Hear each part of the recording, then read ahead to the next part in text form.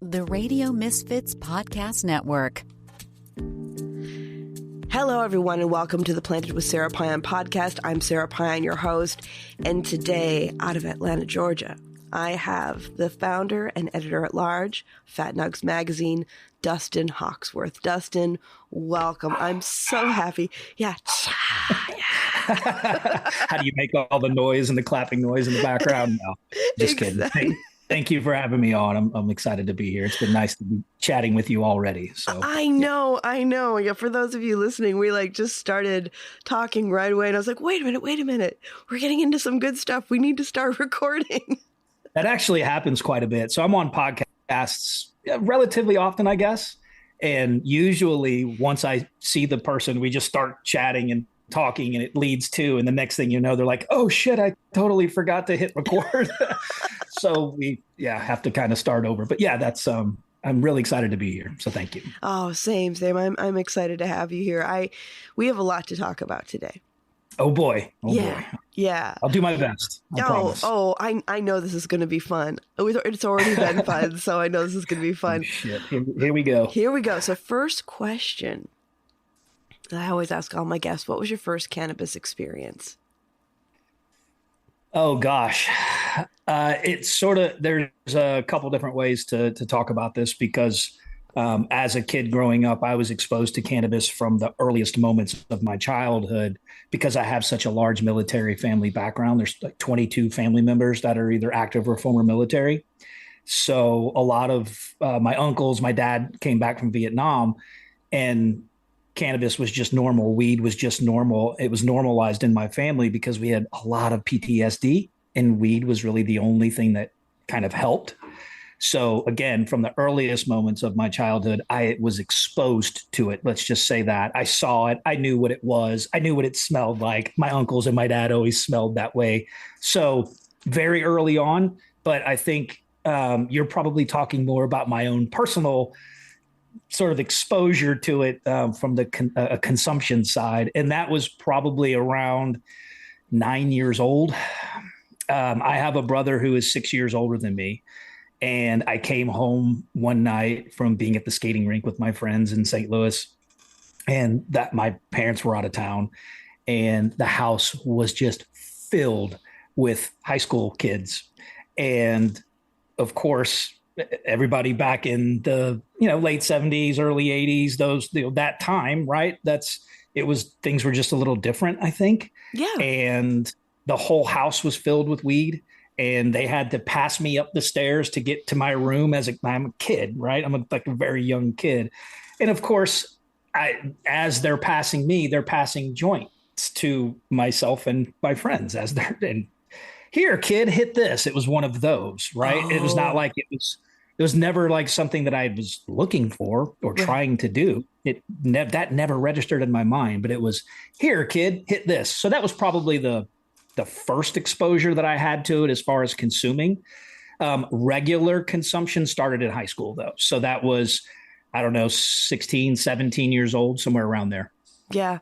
I mean, I think that's a very popular age for people to start because you're curious about what's going on in the world and your body and I mean, hell, at that point in time, it's like music and books and everything is new and everything is open and just so wow, I just want to take all of this in. Yep, absolutely. Experimenting with one's life, right? Just trying new things and having access to it at that time. I think I was 16 years old. Once I started driving, I could get away and go smoke, right? Yeah. I can go do my things with my friends and stuff. So yeah, that's you're right. That's probably a lot of us have that experience around that age, right? The 16, 17 years old. And I also probably think that's because we have the freedom to get away, and go try and experiment new things. So yeah, everything is new and you want to eat it all up and soak it all in and all that good stuff. And you mentioned music. That was a huge one for me when I was growing up. Listening to music and smoking weed at the same time was life changing. It really was. So yeah. Yeah. I don't miss the angst. I miss the wonderment though. Yeah, no doubt. I Yeah, you're right. I had a lot of teenage angst. So yeah, I definitely don't miss that at all. But that is what drove me to become a musician. That angst, that I don't know, that fire, whatever it is that you have as a teenager of again, that experimenting with life and trying to do things and find out who you are and all that kind of stuff. That angst probably led me to a lot of who I am today, I'm sure. What kind of music were you playing? Post rock stuff. If you know what post rock is, it's basically a lot of instrumental things, very, very little vocals, if any at all.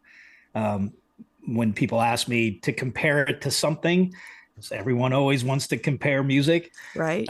Explosions in the Sky is probably the biggest band in that genre. So if you've ever seen the movie Friday Night Lights, they wrote that entire soundtrack. Oh, okay. Yeah. All right. Okay, So a cool. lot of instrumental stuff, rock and roll basically is its foundation, Uh-huh. but ambient noises and experimental things, sounds, changes.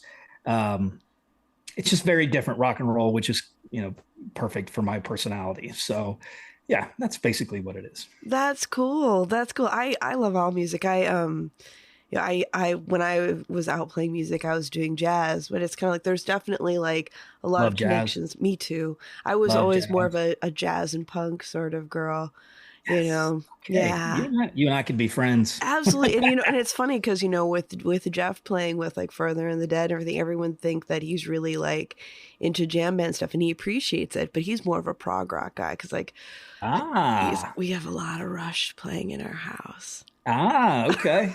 He likes math, doesn't he? Does he He like math? does. He's a total math rock dude. There you go. Yeah, There you go. those Math weird, rock. yeah, those weird time signatures. And I'm like, Yep. he's like, here, And counting it super out. tight. Yeah. Super tight time signatures. Yes. It's nice to talk to a musician. I rarely ever do that.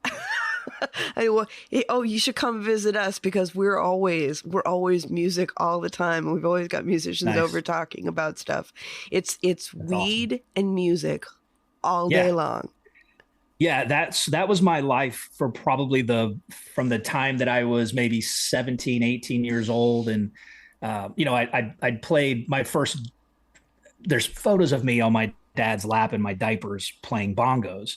But I got my first drum kit when I was probably 11 or 12 years old, Hmm. and then taught myself guitar when I went off to college, and then started playing in bands, and then went off on my own and wrote 3 albums, released 3 albums on my own. It's actually called Pitch Kettle. So Pitchkettle, all one Oh, word, okay. is my band name, but it's just me goofing off in my studio, basically recording stuff. So yeah, music and weed was everything to me from the time that I was 18 to probably 40 years old. Now I haven't been able to write anything in the past, I don't know, maybe 3 or 4, almost 5 years at this point. I think I released my last album in either 2018 or 2019. So I haven't been able to do anything then because the magazine, it's Yeah. just taken over my life. Oh, I'm sure. Well, and and I want to talk with magazine too, but one last music question. Yeah. As a Yeah. multi-instrumentalist, do you consider yourself a guitarist or a drummer? I would never consider myself a drummer, maybe more of a percussionist Uh-huh. overall. Like I can beat on things. I can't play piano, so when I say percussion, anything but piano. Um, a lot of people don't know that piano is considered a percussion instrument. Um, I would definitely consider myself a guitarist. Yeah. Yeah. Yeah. We love drummers over here, but we have jokes about them. Everybody's got a joke about drummers, trust me. I know. It's true. It's true. For all you drummers listening out there, we do love We're you. sorry. It's loving. We're sorry. And we're sorry. Yeah. I'm one. I mean, I beat on things as well. I used to get in so much trouble because growing up, I was always wanting to make beats on things on my desk at school and all of that. So definitely percussion is something that I love. Not a drummer. Yeah. And drummers are silly. Yeah. They're the Yeah. best. They're weird. They are weird. They're weird in such a good way. I have so many weird drummer friends and they're just awesome. Good math minds. Yeah. When drummers are focused in on what they really love to do, they're math related. What they're doing is math related. So it's cool to be around those dudes. Yeah, it is. It is. And I love hearing like the different ways and whether they're like leading the beat or they're following behind with it, and like just the different, one drummer in particular, and then I promise we'll get into weed talk. But it's all good. I like this. You know, when this is going to totally date me, of course, we were both little when the song came out, but Paul Simon's 50 Ways to Leave Your Lover, the drummer from I just listened to that and I'm like, listen to that. That's some tight stuff. You like Paul Simon around here. Oh, he's amazing. He's amazing. But, you know, shifting from music into cannabis, what got you into, now, when I was reading your bio, I saw that you were a 26-year legacy professional. So you've been doing this before we were even really like having large scale conversations about legalization and regulation. What got you into it? Well, we'll start on the legacy side, I guess. And really it was about me paying for my school. Yeah. So when I went off to college, I ended up running pounds from Atlanta, Georgia down to Georgia Southern University for years in the 90s to actually help me pay for my college education. So that's what really got me into, I guess, that side of things. And I think a lot of us start out doing that as well, because back then we'd buy an ounce and sell 3/4 and have a quarter for ourselves to smoke. Right. And that's kind of what got me into that mindset. Like, oh, snap, I can actually smoke for free. Oh, I can also make some money and it just snowballed from there. And it never really went away, even though I was, ended up getting a real job, so to speak, and in the corporate world and all that stuff. I always had my foot there because one of the natural connections that I've always had to the love of the plant, I've always been around it since I was a kid. And 3, I just love weed, love the way it makes me feel. And I have plenty of health conditions that it helps with. So my entry into it was out of basically necessity, because I come from a super poor military family and we didn't have money to send me to school. So I paid for my own school. That was how I did it. If we're talking about the legal side of the industry, right after COVID, or right when COVID hit, I sort of needed to figure out what to do next. I was in the film industry here in Atlanta, which is enormous. It's the second largest film industry we have in the world, actually, right behind LA. And I was there for about 3.5, 4 years. And then COVID hit and shut everything down. So I sort of took the opportunity to step into the legal side of cannabis and never look back. That's cool. That's cool. I mean, and what is going on? Because I know there's been some headway in Georgia with legalization. I mean, Yeah, happy to answer this one. I get this question all the time. Like, what is going on in the market, in the Georgia market? This episode is brought to you by Fat Nugs Magazine, a global perspective of cannabis and stoner culture as a bridge to the rest of the world. Right now, you can join Fat Nugs Magazine, Beard Bros Farms, Freedom Grow, and Jailed for Weed in the upcoming Prisoners Edition and help spotlight current and past cannabis prisoners and their stories, because no one should be in jail for a plant. Find Fat Nugs Magazine's beautiful print copies at your local dispensary, fatnugsmag.com, and on socials. Cannabis culture welcomes us all. Yeah, I have so many friends from Georgia who are like, "Oh God, we've got to get this together." It's such I hate to be a downer, but Georgia's market is just it's such a fake market. It's a bullshit medical market, to be completely honest with you. We have about 8 million people in the state, I think. I think we have somewhere in between 30 to 40,000 registered patients out of 8 million people, which means it's non-existent. We have a few operators in the state. True Leaf came in early, which no one wanted. No one wanted them here at all. They didn't do a very good job of letting anyone know, educating the population as to how to get your card, your medical card, who is allowed to get the medicine and all of that kind of stuff. So when they came in, it's been sort of a joke, so to speak. And then Fine Fettle just settled in Georgia over the past couple of months. They have 3 locations here. They have some really excellent people working with them. So I think going forward, as the market matures and maybe we get more people signed up, and I know that Fine Fettle is doing a really good job of helping with that, helping the population actually understand the process, who to go to, what the process looks like, how long it's going to be, what it costs, all of that kind of stuff. So there are some good things that are going on here for sure, but it's controlled by very few, very wealthy individuals. The legislature here is a joke. I think we all know that they move at a snail's pace, because, especially when it comes to cannabis, because it's still the good old boy system here in the South. I think we all understand that as well. So it's relatively corrupt. Things have been in and out of courts. Still, I think we have court things going on in the state, but overall, the medical market here sort of hurts my heart, because it is almost non-existent.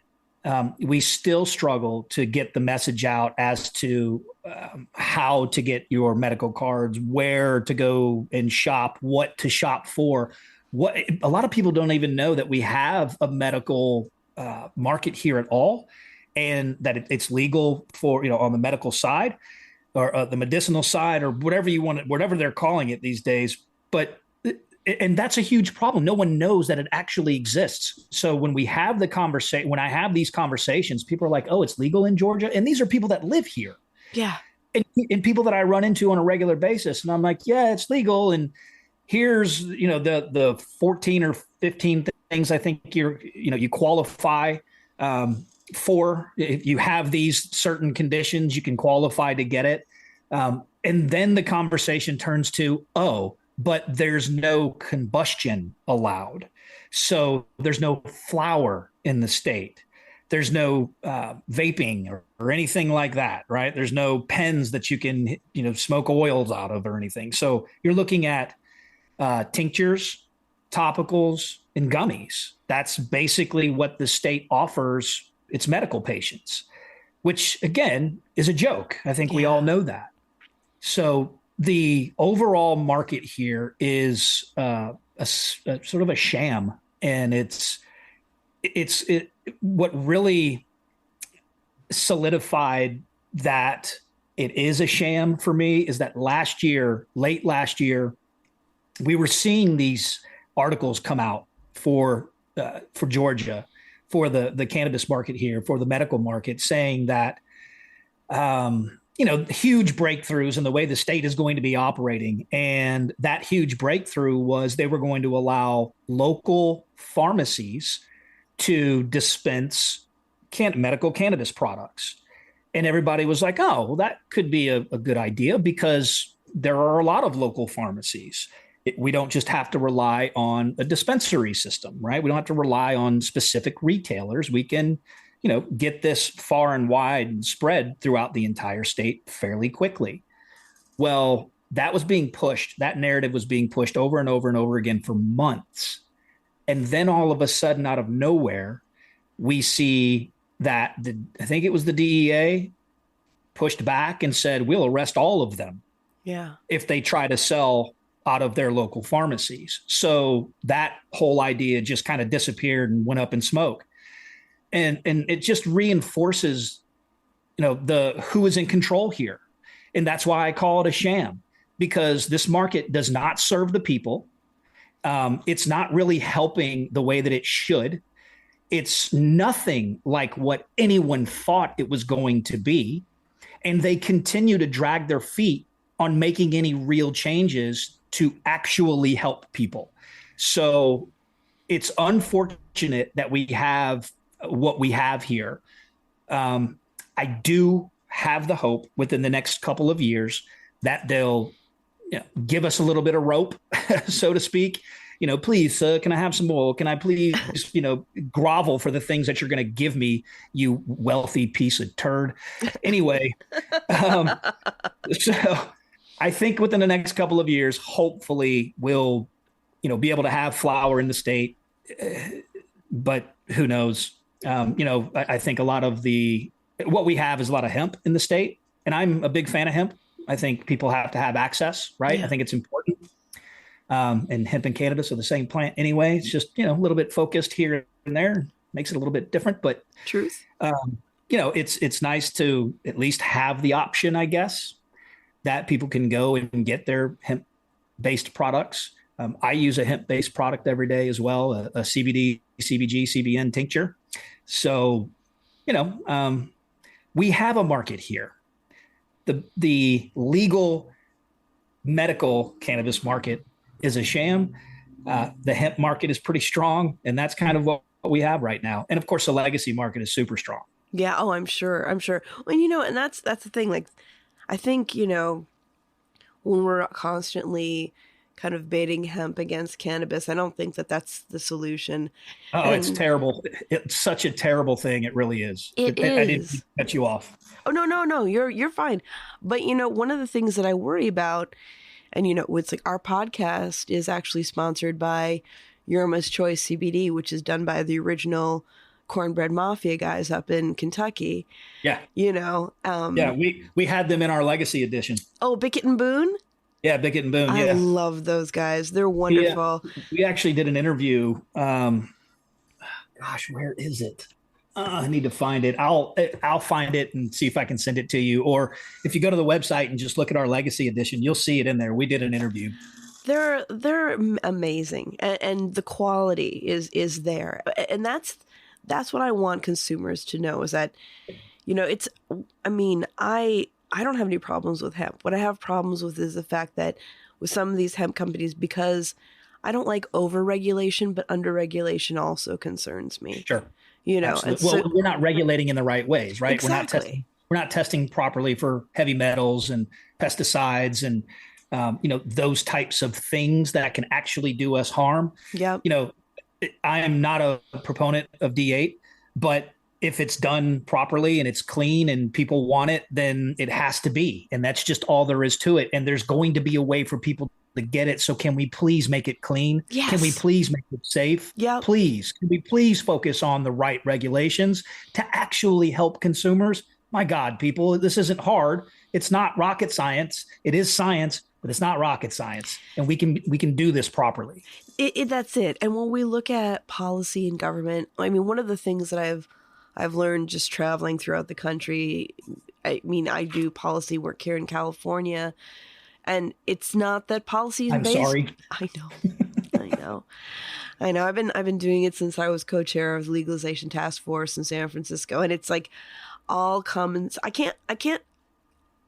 Dustin, what I don't get is, does all common sense go out the window when you just are looking at policy in general and people in government?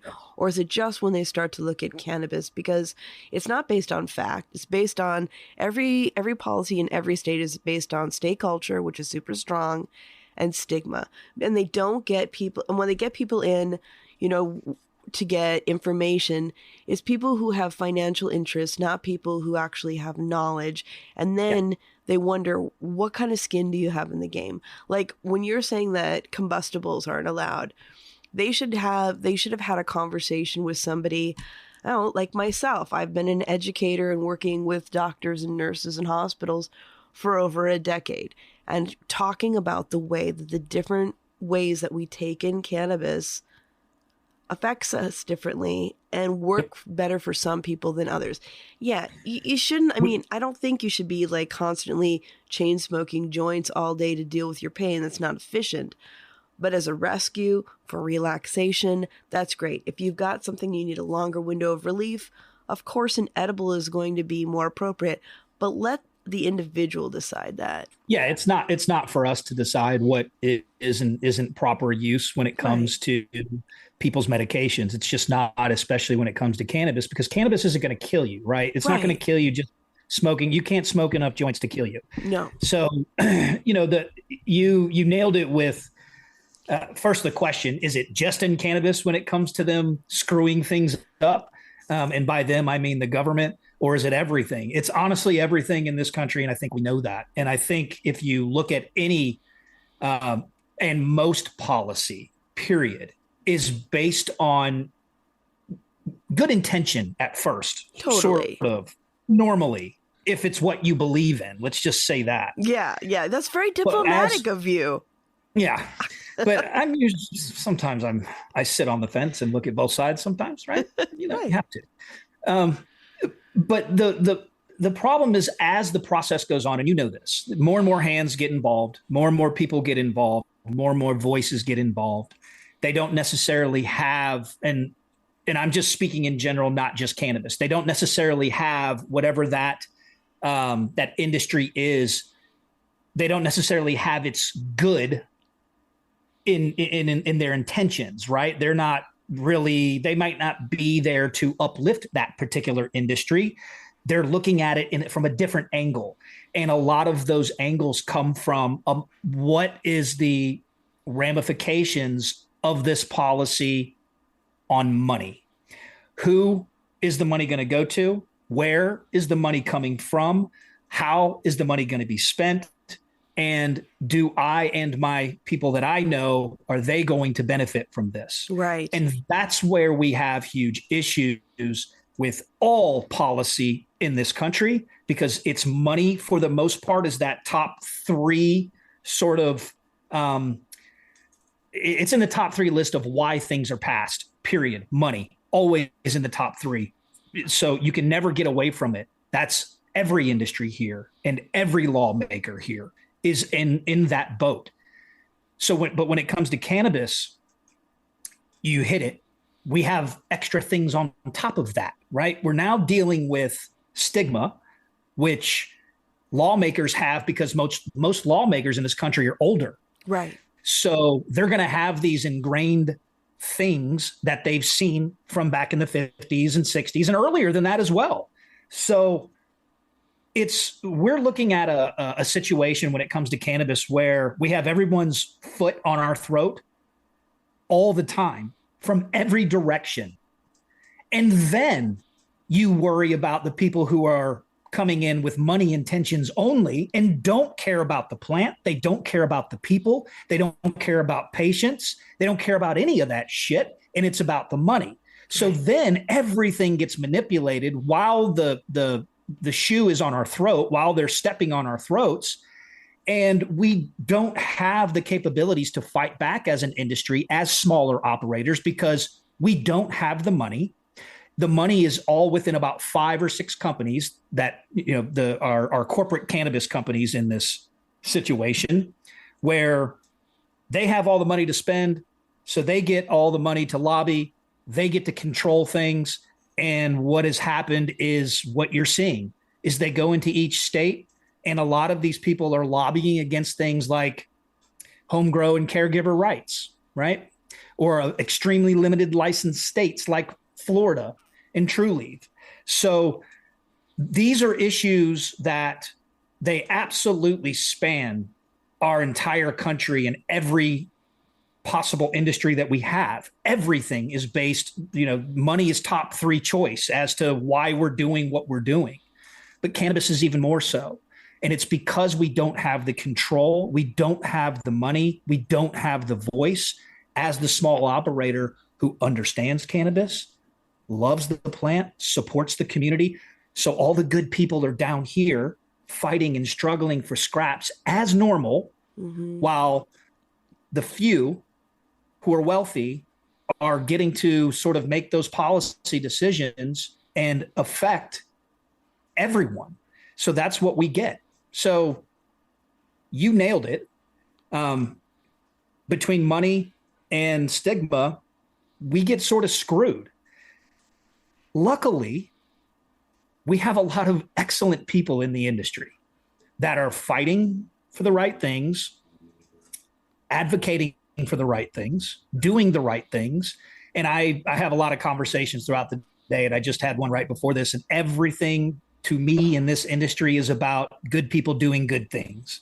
So eventually, and usually, history, sort of leans toward the good eventually, right? And that's what I'm hoping for. So as things sort of progress, we'll get less and less, I hope, and I could be absolutely delusional with this, we'll get less and less of the ridiculousness that we have when it comes to regulations right now. And even though they have been listening to some people like yourself, like you said, they should listen to you and they should come and talk to you and ask you questions. They did have those opportunities. And there were plenty of doctors and pharmacists and patient advocates and patients themselves that got a chance to speak to some of these folks, some of these regulators, some of these lawmakers. And again, money supersedes that. Yeah. So that's what we get. They had a chance to talk to you. They did talk to people like you, but they chose not to truly listen. So I think, and what's really heartbreaking to see is every state is doing it on their own, and they're actually looking at other states and going, the more I screw this up, the more money we bring in. So let's screw this up. Here we go. And then they jump in and start making their regulations. So at least that's from my perspective, and I could be absolutely wrong with all of that. I don't think you're wrong. I think that, initially they're making a lot of money off their mistakes, but if they want to be sustainable and continue to make money without destroying an industry, they have to be more thoughtful about lowering the barrier to entry, looking at taxation. And also, we skew this country, especially now more than ever, skews more towards the large corporate interests. But it's so bad. It's so bad. And when we look at cannabis and the amazing small craft industry that can come out of it, where not only is the product better, but the money stays in those communities. Yeah, that's what you need the most. Absolutely. You brought up a thought. So to be sustainable, they should be doing things better, right? That's basically what you just said. Right. That's not how they look at it. So when you screw things up as a lawmaker, that just means you have job security, right? Mm-hmm. Sorry, buddy. You hear my guy over here screaming at me. That's Ash. That's Ash. Oh my gosh, so cute. So really, there's not a whole lot of incentive for lawmakers to do the right thing, because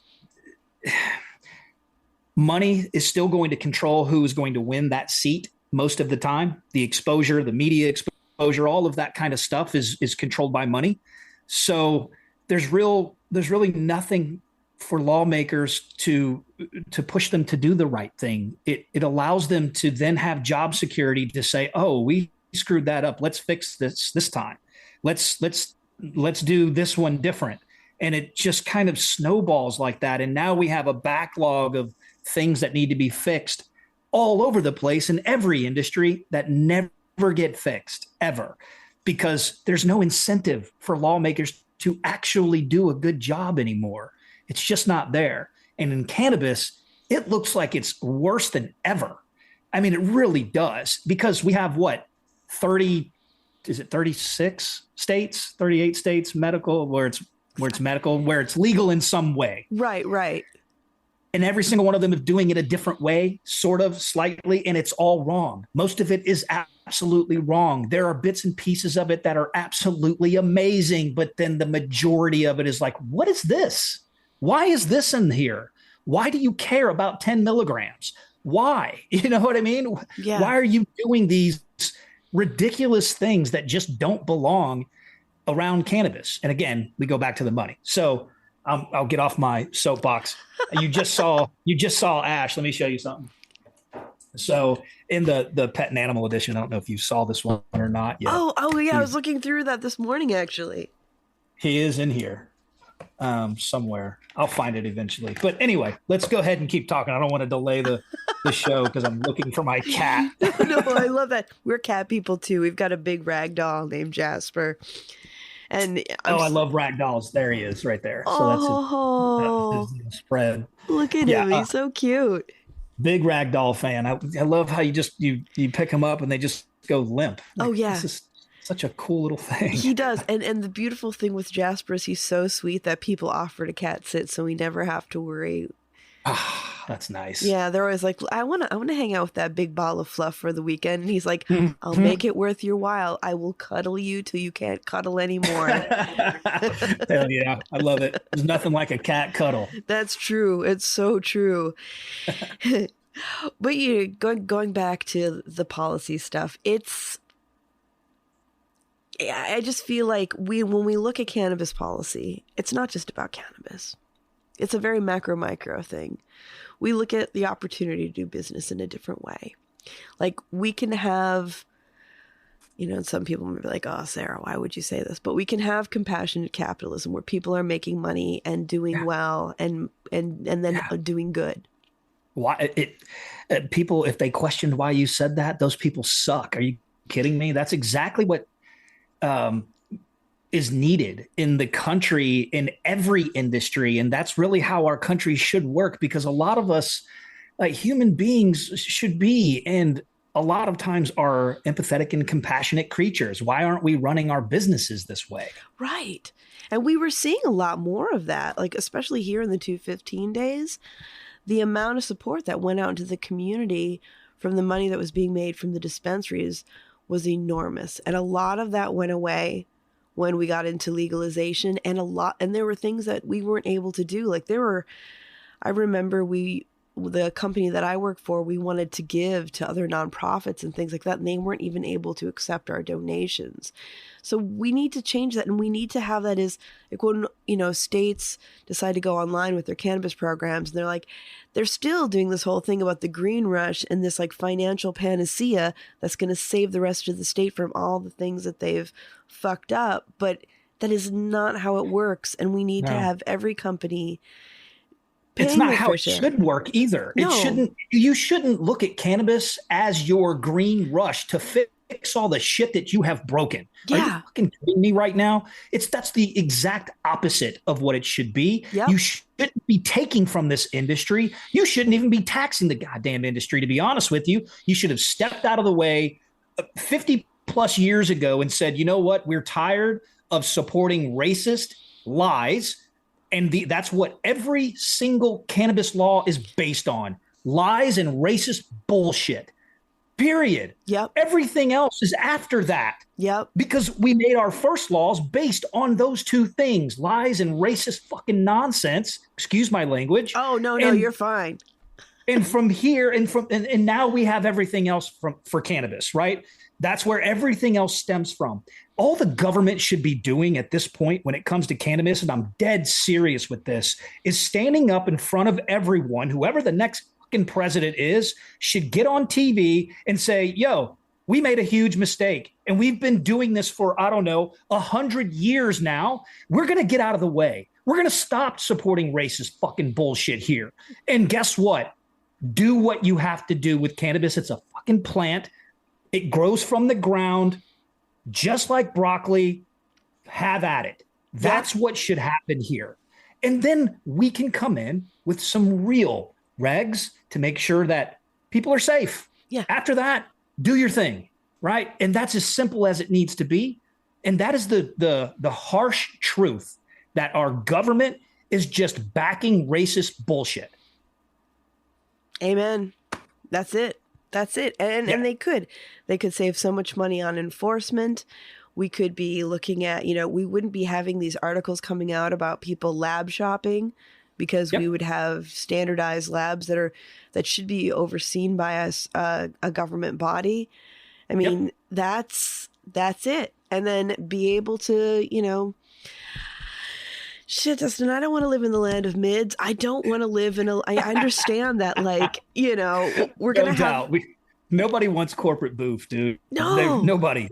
Whether you know that or not, when you get to actually have amazing cannabis versus the corporate boof that lives, let's say, in Florida, a lot of times, Illinois, a lot of times, you understand where the problem lies. Yeah. Where these corporate cannabis corner cutters are creating an industry that none of us really need or want.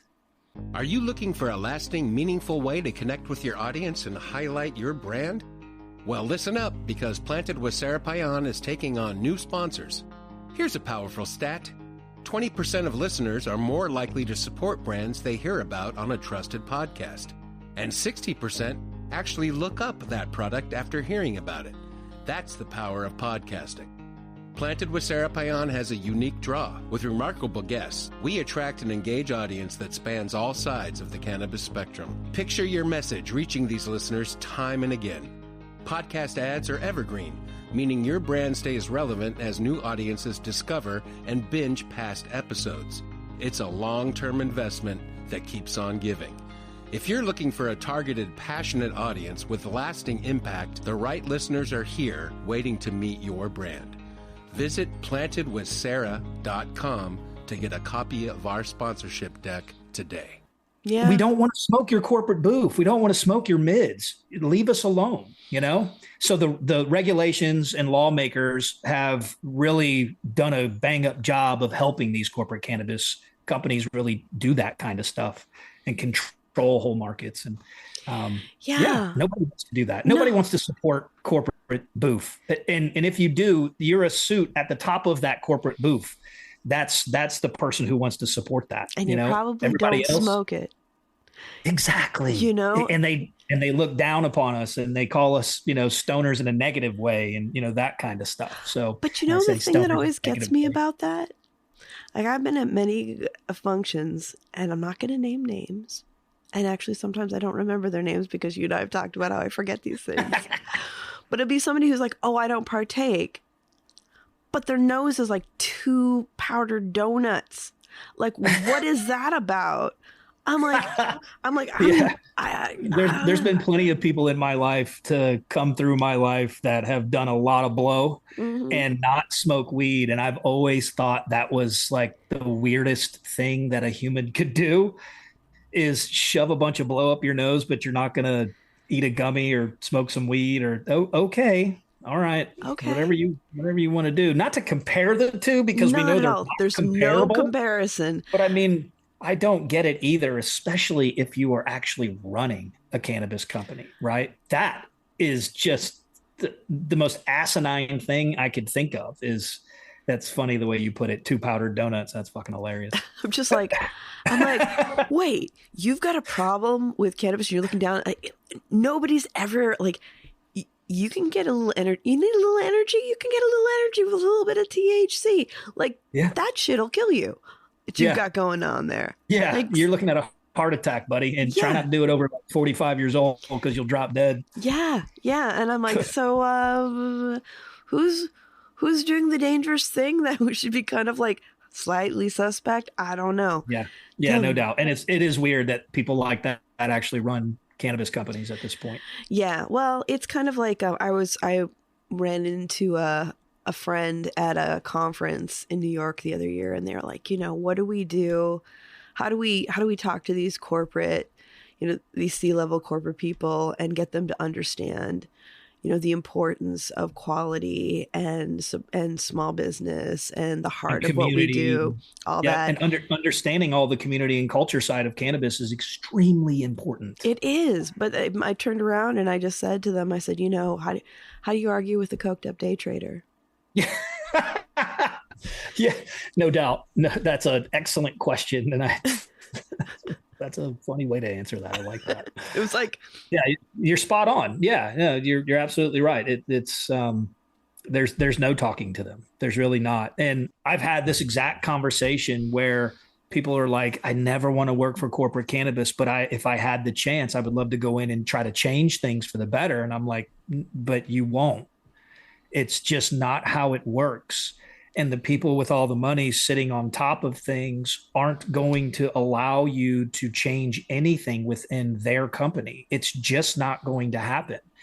And so we continue to see those 5 or 6 companies, whatever they are, doing just that. Yeah. They go, their C-suite just doesn't really give a flying rat's ass about anything community and culture related. And a lot of times they look down on it. Mm-hmm. And so it's really hard to have those conversations and be able to make the change that really needs to happen for things to be better when those people don't care if things are better because they don't need it better. They're already driving the Porsche. They're already sitting in the $2.5 million home. They already have their retirement, set in place.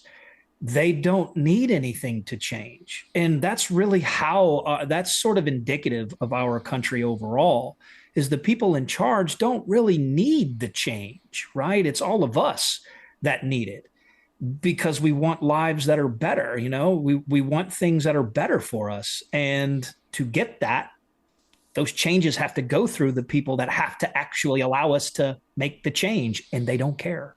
No, they don't care. They don't, and it's. I don't even think it's a conscious non-effort on their part. I just think they don't realize because they haven't had to realize. A lot of those folks grew up with money. A lot of them have known that life for a very, very long time and haven't had to fight for their next meal or watch their dad be killed by the VA, shoving Percocet down his throat for 20 plus years. They don't have those types of things because they have money for actual medical care and all, you know what I mean? So why would they want to change? Why? Oh, that's it. That's it. I remember during the pandemic being in a meeting with somebody who had moved their family to a very comfortable space in upstate New York. And I was like, wow, okay. And we're all freaking out. But you're like away from everything. Relaxed. You're relaxed. And nothing's this is a big deal. Yeah, this is just another company that you're going to burn through. But, what about, they get attracted to the culture and the community and the sales. But what they don't understand is that the secret sauce around that is the culture and the community and the small businesses and the multiple touch points that come along with that, and the fact that the reason that these products are selling and these brands are doing well is because the people love their work. And it's the same shit we see in other industries. It's like we saw that in tech. I mean, I remember back in the day when I was working in tech, and it was just like a bunch of nerdy weirdos who loved their work and were really passionate about it and changed culture in the way we did business. And then all of a sudden you see the changes when people come in from other places. Yeah, and they bring their bad habits. The VCs come in, that's what happens, right? That's it. Well, I mean, we see what happens when the VCs come in with insurance in the health industry. We're in a crisis. Well, yeah, we're all screwed. Nobody can afford a damn thing. Yeah.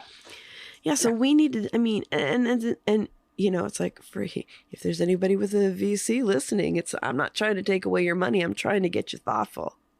Yeah, no doubt. And help you to earn longevity. Yeah. Right. You can earn longevity if you do things right in this space. You really can. This conversation has sort of sparked one of my posts today. It made me think about one of the things that I did post today. So we do something called Glazed. And it's a comic strip basically in our weekly magazine that we send out every Friday morning at 8 a.m. And I had one not too long ago. I'm trying to remember exactly what it was, but it was a group of people sitting around, and all you see are them sitting like this with their hands in front of them and the lower halves of their body. They're sitting in like in a corporate setting, so to speak. And the person that's talking, even though you can't see their face, has clown shoes on. And I mean like big old clown shoes. And the quote is, cannabis is just another CPG. Right? Yeah, so I hate that. The conversation has sparked that thought because once you think cannabis is just a CPG, you've lost. You've completely lost the whole point of being in the industry, being a leader within the industry, creating products for people that really need the products.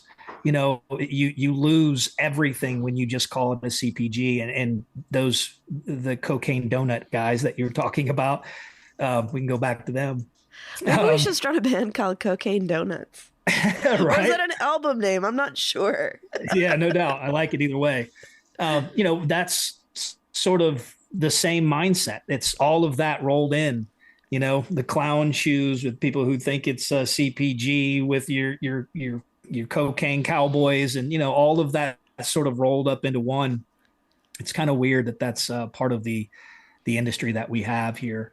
But I guess it is what it is, and you have to operate how you can operate and try to dodge some of those people when you're doing business. And Yeah. I think we've all run into some of those folks in this space and been like, whoa, okay, I'd never want to deal with that again.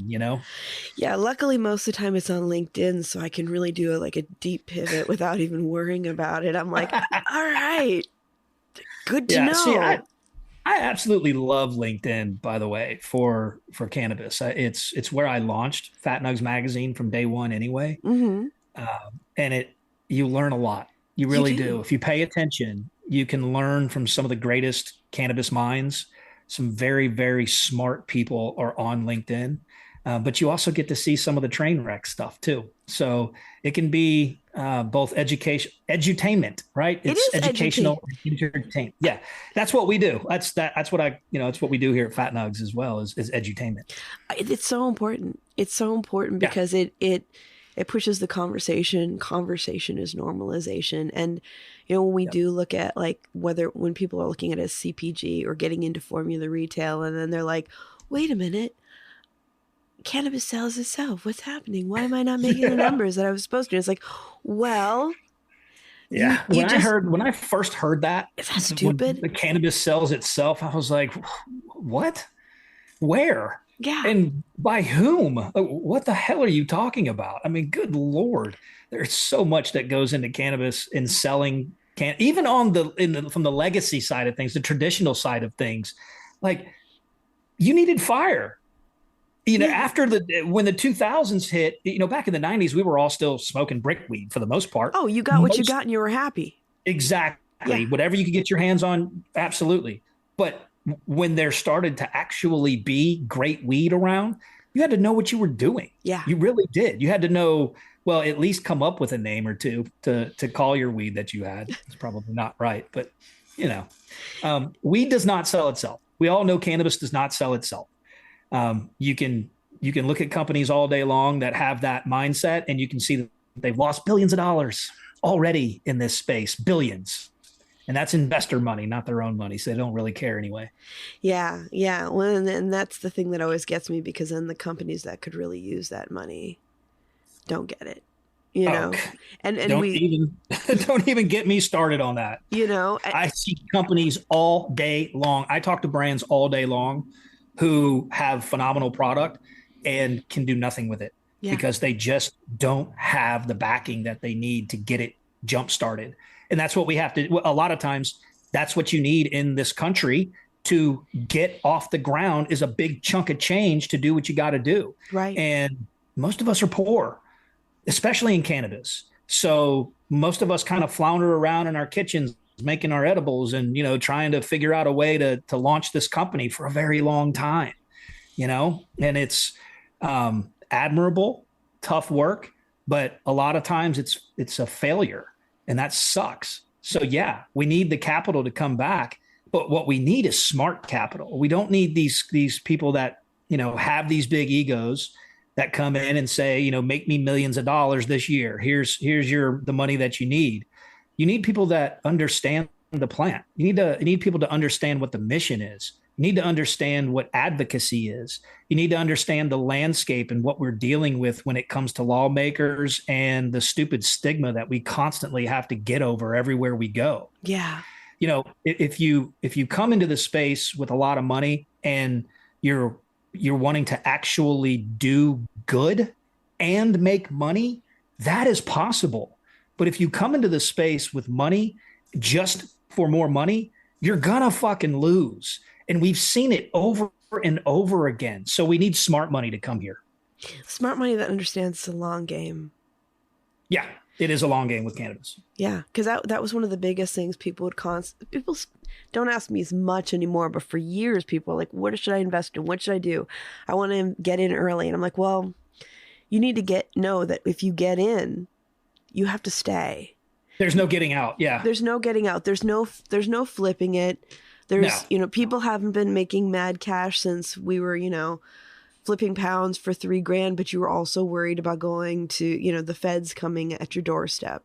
100%. Yep. And that's been a long time since 3 grand pounds. I can tell you that. Yeah, that's it. And they don't get it. It's like we're in this time of, I mean, when we look back on this, this is like this is the very, very beginning. Very beginning. And that's why we've got all the weirdness and all of the upheaval, because we're still figuring it out.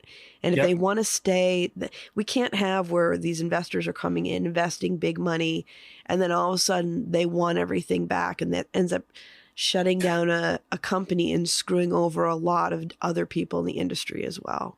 Yeah, the downriver effect is massive when you close up shop. Yeah. Because there's a lot of people that you probably still need to pay. Yeah. And when those people don't get paid, then the people that are supplying them don't get paid. And then the farmers don't get paid. And then none of us have weed and we all have problems. So yeah, there's a trickle down effect there that we don't want to happen for sure. Yeah. Yeah. And it's about educating people. And it's also, when we look at the industry and retail, looking at the fact that there are a lot of people who could benefit from using cannabis that may use it in a different way than other people as well. And how do we educate people to be able to figure things out for themselves? Because, I feel like the formula retail, they're basically just creating these niche markets where they're like, oh, well, we'll just market to the stoners. And I'm like, okay, well, that's a very important part of the industry and it's only one little section. And not only that, but they also happen to be really discerning. So how good is your stuff too? And then what is your price point? And can they get that from you and be happy with that? Or will they be happier going back to their plug? Yeah. Yeah. There's a lot of questions to get answered when it comes to the retail side of things. 100%. And the more people we can serve, the better. Yeah. The more people that have access, the better. That's number one, period. That is it. That's really all I care about is access. And then from there, it's all the other things that help access, but I don't know sort of what the future holds when it comes to retail, what it's going to look like, who they're going to be going after. I still don't, I'm sort of one of those people that believes that you do need the stoner to truly capitalize on your market, because you can't run a cannabis company off of, and I hate to say it, but the 2 or 5 milligram soccer mom that everybody likes to refer to. No, it has to be more than that. But that audience is larger, of course. But what I think a lot of people sort of, and I could be wrong with this, but this is my true feelings when it comes to cannabis and people, especially in the US. Most of us have either smoked, advocate that it should be legal, or we are currently consuming, most of us in this country. So really the key moving forward when it comes to cannabis is to just get out of the way. Yeah. That's it. Because people in cannabis have always been around and always mixed. And it's 70+%, I think I saw at some point, have either consumed, do consume, and or advocate that we should be able to consume. So the market is there. That 2 to 5 milligrams, there's millions of those people out there, millions and millions of them out there. The market is there. There's millions and millions of stoners, and a lot of those can be crossovers as well. Those moms, I know plenty of stoner moms that are amazing parents, that are amazing mothers and fathers. Absolutely. My fucking dad was a stoner, right? I mean, he used to sell weed from his van. I mean, that's just, it's perfectly normal that the population and cannabis are sort of one. We have always done this.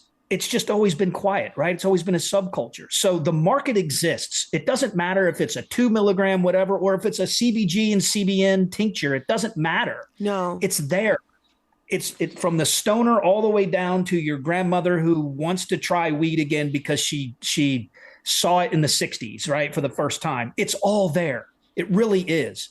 And I think the more, and I don't think that as a brand you should maybe cater to all of those. You can't. It's impossible. Yeah, but you can't just do the stoner. You can't just do the stoner. You can't just do the mom. Yep. There has to be, there are several things you're missing in there. That's a huge gap at times, and sometimes no gap. It's one and the same.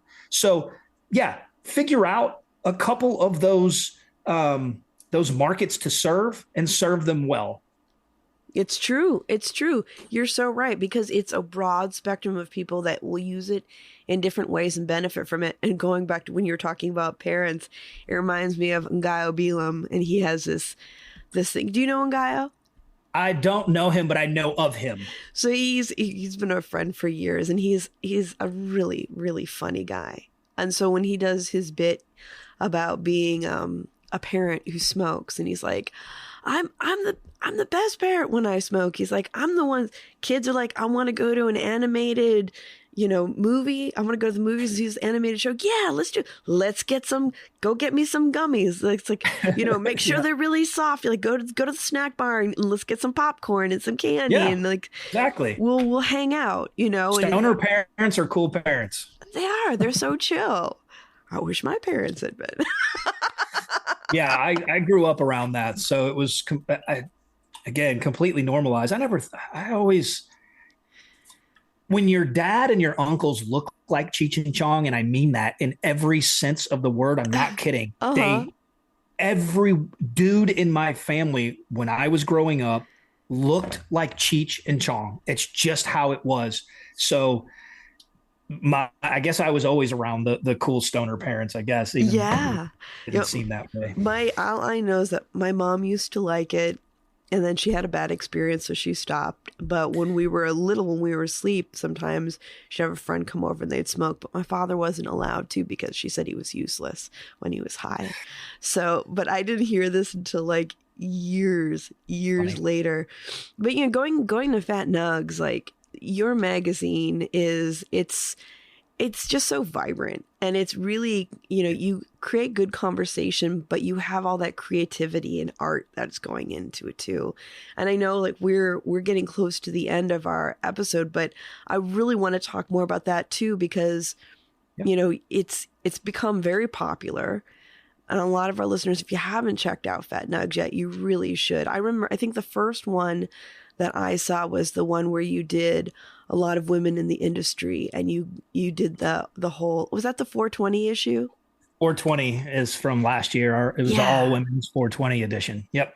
And that was really cool how you got everybody dressed up. You see a picture of them before and then the transformation. I mean, just such creativity.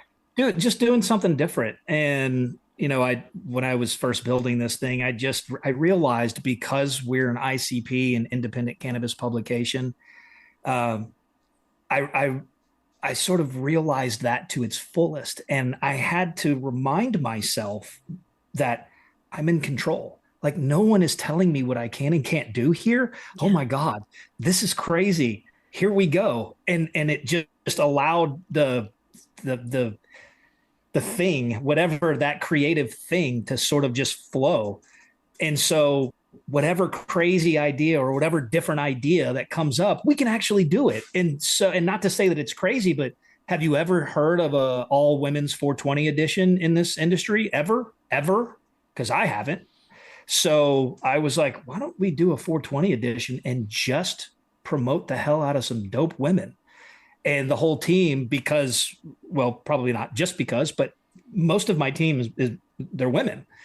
And they were all like, hell yes, let's do this, So those ideas, like a sports edition, I mean, who mixes cannabis and sports in an entire edition? Like, you might have an interview in another publication somewhere, and they talk about cannabis a little bit, but we actually had 17 interviews with NFL players, college athletes, Olympic athletes, and the list goes on and on.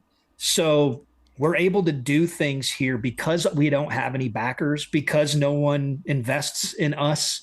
No one is controlling anything that we do. I don't answer to any board. Yeah. It's the team and this guy right here sitting in front of you, which is kind of weird to think about because having this amount of control is not something that's normal. Like most of us have to have guardrails because we're in someone else's company doing something that we have a job to do, right? We have a job as in here's the description of the things that we do. This is something that is so free flowing and natural. It almost feels illegal. It really, because we have so much control. I mean, have you ever seen a frog on a poison dart frog on a cannabis cover on a magazine? I mean, no. And it really pops. It does, doesn't it? I love that, by the way. If you haven't read this one, some of the greatest material we have produced yet. We have some excellent writing in there, and you learn a lot about dosing your dog and what they're doing in Colombia with 50 different species and cannabis, including the poison dart frog, which is why this is on there to begin with. So the publication is, I think it's sort of the ultimate place when it comes to being creative because there are no guardrails here. None. The only guardrails are the ones that I put up, and I don't like guardrails. So we don't have any.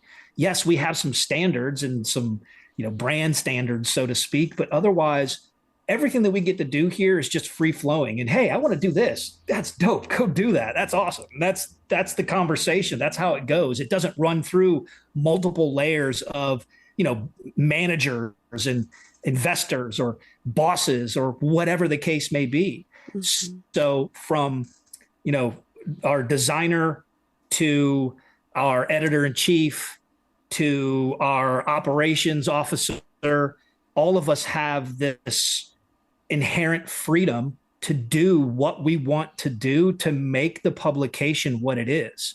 And it's caused this thing to grow like I never thought it would, because everyone sees that it's just like this authentic cannabis thing filled with a bunch of love and passion, and it's not bought and paid for bullshit. Yeah. So it's a natural, free-flowing, creative work of art is what this publication is.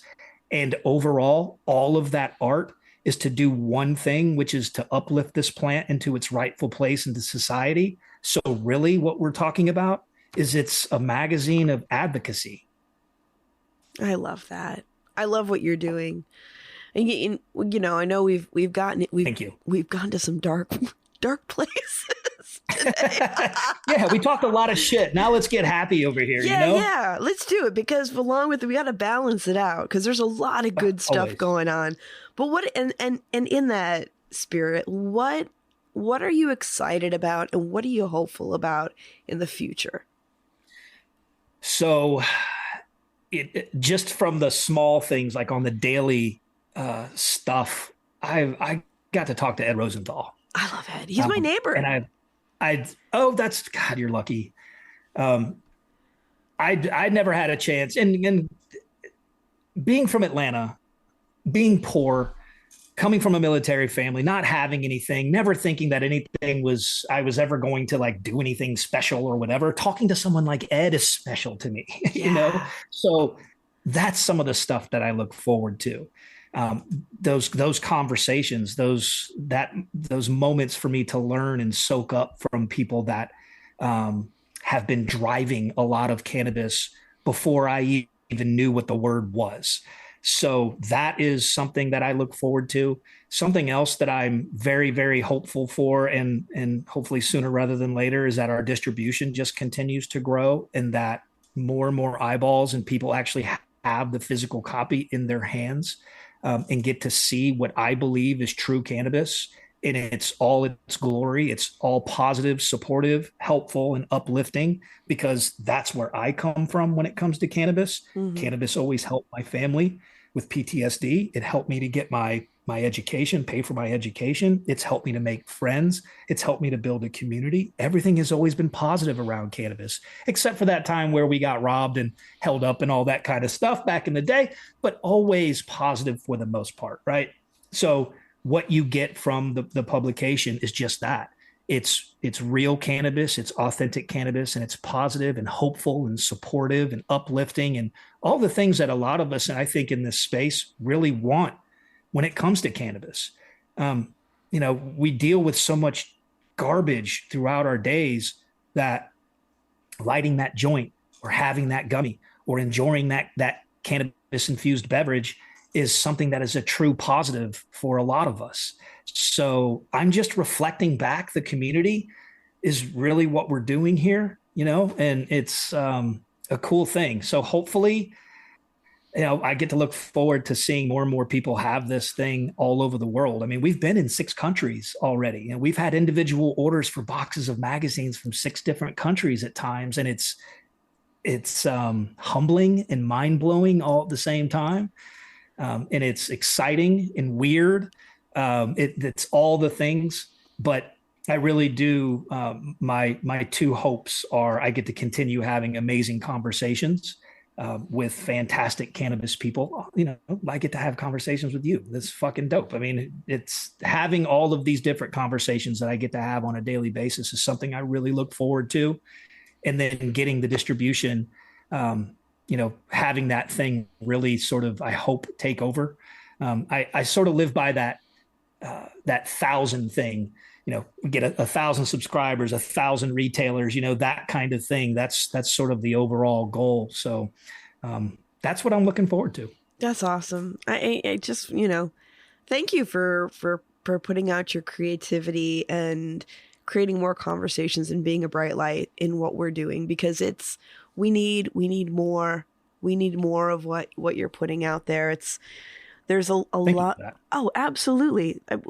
I think that, you brought up a really important point earlier, that there's a lot of amazing people that we work with that we're blessed to have in our lives. And we never get to hear from them. These people, and we'll just say cannabis people for now. We'll talk about the industry itself, the community itself. There are so many amazing people that are operating in this industry, working in this industry, a part of the community, that it's a shame that over the past, I would say almost 2 decades now, that the publications have sort of lost some of the view and the knowledge that there are so many good people that we should be uplifting here. Yeah. Let's hear their stories. Let's talk to them about their background. Let's see what it is that they really love to do.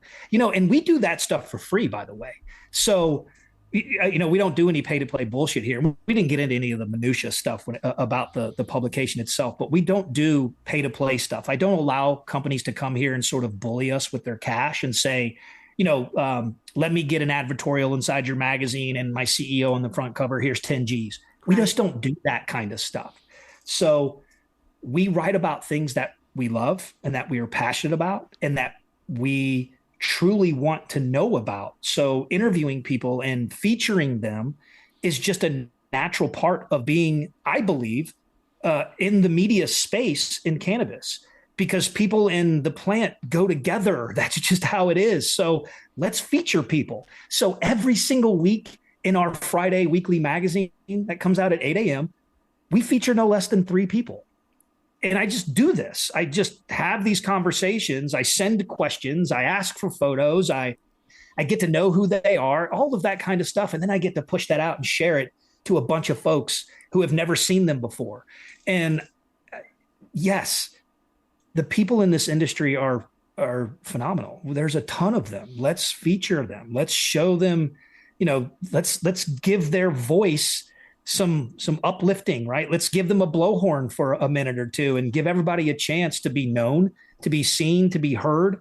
And I think that's the proper way to go about media. Yeah, I agree, because we need to uplift them, and these people are the ones that will set the stage for all the beautiful things that we can have come out of this. Oh yeah, absolutely. Thank you so much for spending time with me today. And I'm sure you may have gotten the gist, but I'm going to say you're welcome to come back anytime. I'd love to have you back again. Would love to. I would absolutely love to. Anytime, actually. This is the best part of my job. Again, the 4, 5, 6 hours every day that I get to actually just sit and talk about cannabis with people. That's the fun part, right? Yeah. When I hang up the phone or get off the call, I have to go back to answering emails and building things. So I'm always happy to talk. I'm happy to run my mouth anytime. Thank you, my friend. Thank you. Definitely appreciate it, Sarah. And everyone, remember, if you like listening, please give us a review, share it with a friend. Let us know what your favorite episodes are. And if you'd like to stay in touch over social media, we are Planted with Sara Pion on Facebook and Planted with Sara on Instagram and Twitter.